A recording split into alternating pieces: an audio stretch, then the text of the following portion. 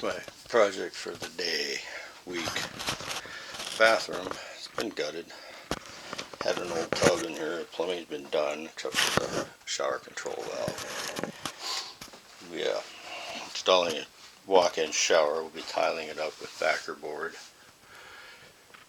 Putting in a cubby over here for shampoo and such.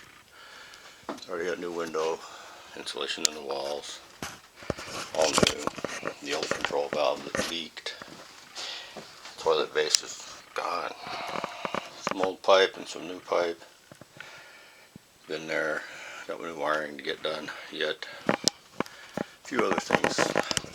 But today we're going to concentrate on getting this stuff ready for tile and such. So here we go.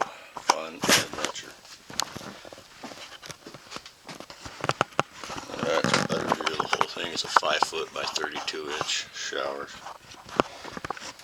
Got people coming in here to move in Tuesday. This won't be done, but it'll be in better shape than it is now. At least usable.